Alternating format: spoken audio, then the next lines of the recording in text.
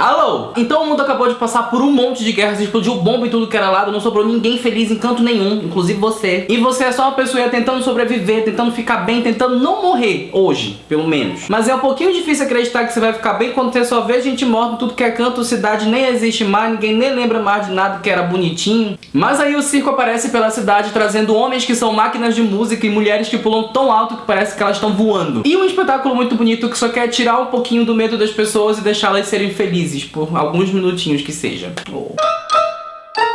Aliás, o Chico de Chama 3 Alti só na minha cabeça, tá? Todo mundo inventa de jeito diferente de falar esse nome, vou falar o meu. A trama do circo mecânico é exatamente o que o título promete. É a história de todas as pessoas que vivem no circo, de todo mundo que trabalha nele, como que eles chegaram ali, o que que eles estão fazendo nesse lugar e principalmente como que eles fazem pra sobreviver ao ambiente de guerra que tá ao redor de todos eles. Eles são basicamente uma caravana que é chefiada por uma mulher que chama Boss.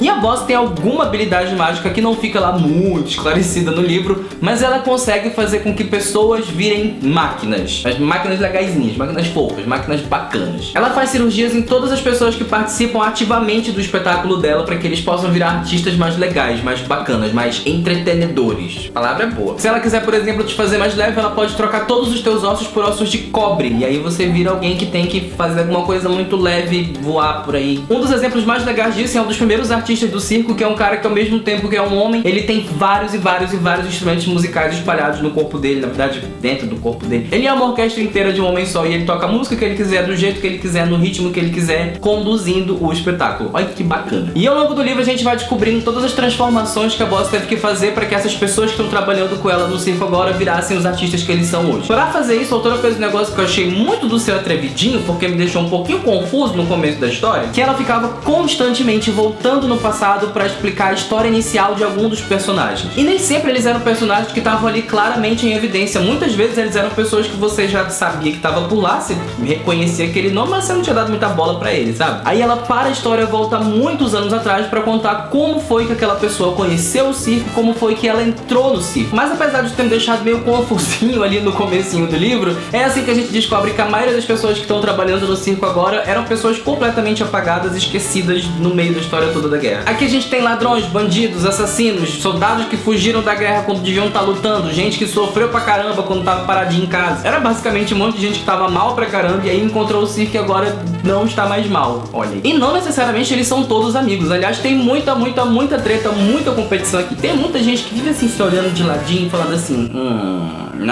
Mas a grande onda desse livro pra mim é que apesar de todas essas histórias serem interessantes quando estão separadas, o que realmente importa nesse livro, o que realmente importa na história toda é o circo mecânico. Ele é o maior personagem, ele tem a maior trama, ele é a maior história. As pessoas do circo separadas, apesar de terem histórias bem diferentes, eles meio que vieram no mesmo lugar que era ruim. E esses personagens endureceram muito por causa da guerra. Então você não vai criar uma empatia de cara logo com eles, porque eles são muito diferentes de quem a gente é agora. Mas eles todos amam o circo, eles vivem pelo circo, eles lutam pelo circo. A história da vida deles é a história do circo. O começo do livro vai ser essa vibe bem introdutória que a gente vai conhecer bem melhor cada um dos personagens, mas quando chega na metade do livro a gente conhece o grande antagonista da história toda, que é um cara que se chama unicamente de Homem do Governo, que eu achei sensacional. E o que o Homem do Governo quer fazer é usar o talento da Boss, transformar as pessoas em máquinas, que são máquinas legais, que fazem as pessoas sorrirem de vez em quando, e criar um exército de soldados invencíveis que podem matar todo mundo que eles veem pela frente. Esse cara não é legal, não simpatizo muito com as fuças dele. O Circo Mecânico foi escrito pela Genevieve Valentine e a escrita dela é um dos maiores méritos desse livro, com certeza. Estamos falando de um mundo pós-guerra. A coisa mais fácil do mundo é a gente escrever uma história que é sobre tiro, porrada e bomba o tempo inteiro. Mas a Genevieve preferiu contar sobre a guerra e sobre o pós-guerra e sobre o circo mecânico de um jeito muito mais poético e muito mais introspectivo até. O livro conta uma história que é bruta, que é dura, que deveria ser muito difícil de ler. Mas a Genevieve conseguiu colocar tanto contraste aqui com o olhar dos personagens sobre as coisas e com o olhar deles sobre o próprio circo e com a maneira como eles se percebem dentro da história do circo. Tudo isso colabora muito pra essa história que eu achei muito legal. Tirando lá o negócio que eu fiquei um pouquinho atrapalhado no começo do livro, que me deixou meio desnorteado ali, mas passou. E além de tudo isso, eu também achei esse livro uma ótima introdução ao gênero do steampunk.